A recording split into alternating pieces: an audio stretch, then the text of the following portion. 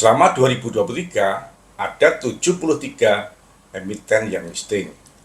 Telah sebanyak 124% dibanding dengan emiten yang listing sepanjang tahun 2022 yang sebanyak 59 emiten. Sampai saat ini, performa emiten setiap papan saya dapatkan, pada papan A ada 25% emiten yang cuan, 75% emiten boncos. Pada papan D atau pengembangan, 44% emiten cuan, 56% emiten boncos. Dan pada papan M atau utama, 86% emiten cuan, hanya 14% emiten yang boncos. Oleh sebab itu, dengan performa tersebut di atas, harusnya OJK lebih selektif dalam memberikan izin calon emiten di papan A. Bahkan, OJK harus memberikan supervisi yang lebih agar emiten tersebut dalam jangka panjang tidak akan menjadi pemberat bursa, bahkan menjadi sampah di bursa. Pencegahan jauh lebih baik dibandingkan dengan pemulihan.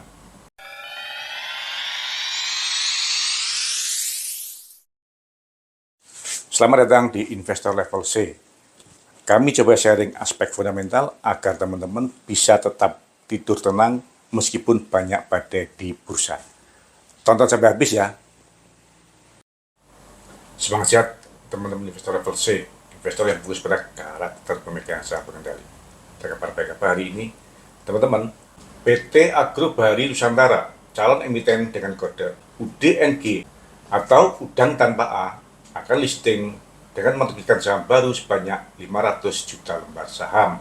Harga penawaran umum antara 90 sampai dengan 100 rupiah, dengan harga nominal saham 10 rupiah. Dengan demikian, price book value saat IPO 9 sampai dengan 10 kali. Sebagai pemanis, udang juga akan mengobrol luaran dengan perbandingan 5 dibanding dengan 4. Dengan harga eksekusi antara 100 sampai dengan 110 rupiah atau 10% sampai dengan 11% di atas harga penawaran umum. Udang listing di papan akselerasi dan ada beberapa hal yang harus dicermati oleh teman-teman yang akan mengolek saham udang. Yang pertama, udang berdiri pada April 2019 yang dirintis oleh saudara Vincent Lukito bersama dengan Jos Lupigo Geliat yang kala itu masih berusia 22 tahun dan baru lulus dari perguruan tinggi dengan disiplin ilmu yang tidak terkait dengan perikanan. Yang kedua, sejak berdiri sampai sebelum listing, terjadi peningkatan modal saham yang setor sebanyak 2 kali, yaitu sebanyak 333% pada Desember 2022 dan meningkat lagi sebanyak 92% pada April 2023 menjelang listing. Artinya, telah terjadi peningkatan modal saham yang disetor sebanyak 7,3 kali hanya dalam waktu 4 tahun. Dengan umur perusahaan baru 4 tahun, harga penawaran umum dibanding dengan nominal saham 9 kali dan leverage saham yang disetor sebanyak 7,3 kali, maka total valuasi harga penawaran umum dibanding dengan nilai saham awal mencapai 65 kali. Dengan cara perhitungan seperti inilah, maka saya mengatakan harga penawaran umum emiten udang sangat mahal. Yang ketiga, dari rencana penggunaan dana hasil IPO. Rencana penggunaan dana hasil IPO 80% atau 40 miliar digunakan untuk ekspansi tambak udang atas nama anak perusahaan. Namun, anak perusahaan tersebut dengan modal hanya 50 juta rupiah dan baru berdiri pada April tahun 2023. Padahal, nominal dana hasil IPO yang akan digunakan adalah sebesar 40 miliar.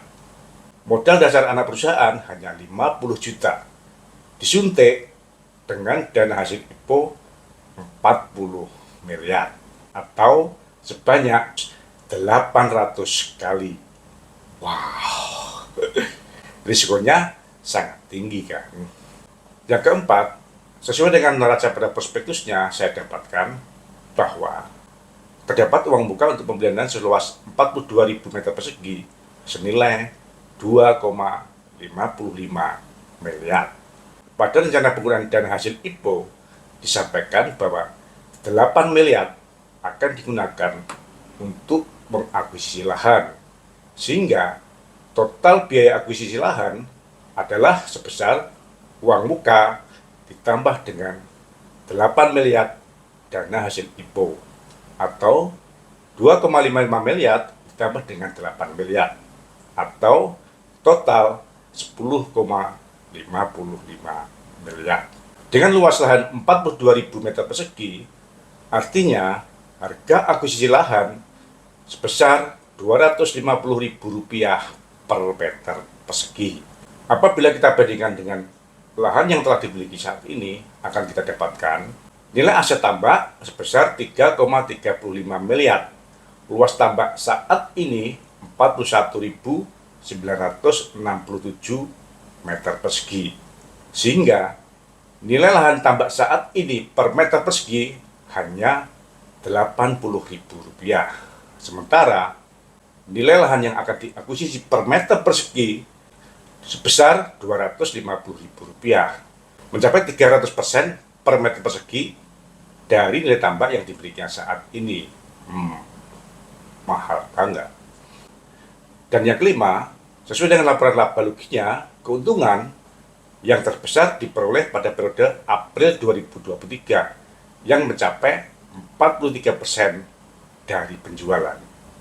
Hal ini disebabkan oleh karena pada periode tersebut biaya produksi dibanding dengan sales hanya 48%.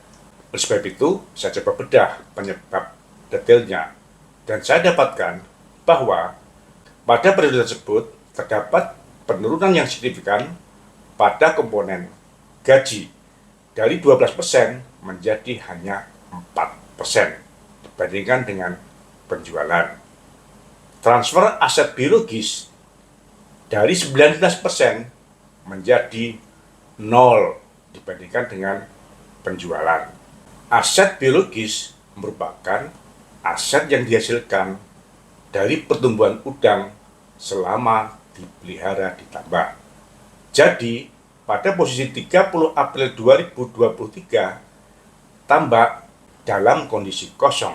Sedangkan pada akhir 2022, posisi tambak masih terisi dengan udang yang masih belum dipanen, sehingga hasilnya carry over ke periode laporan April 2023. Artinya, keuntungan selama periode April 2023 sebenarnya sebagian diperoleh dari keuntungan usaha selama periode 2022. Terjadi rekayasa keuangan yang membuat keuntungan selama periode 4 bulan terakhir seakan-akan meningkat sangat tajam karena dapat tambahan keuntungan yang diperoleh selama periode 2022. Jadi hati-hati ya, teman-teman harus lebih teliti lagi. Kalau ada perbedaan pendapat, tolong kasih komen agar kalau saya salah akan saya evaluasi dan kita lebih selektif terhadap emiten yang akan listing sehingga dalam jangka panjang tidak menjadi sampah di bursa saham Indonesia. Semangat ya! Terima kasih telah menonton. Jangan lupa kasih komen agar channel Investor Level C dapat lebih berkualitas. Dan jangan lupa sharing agar teman-teman yang lainnya bisa mendapatkan manfaat dari channel Investor Level C. Terima kasih.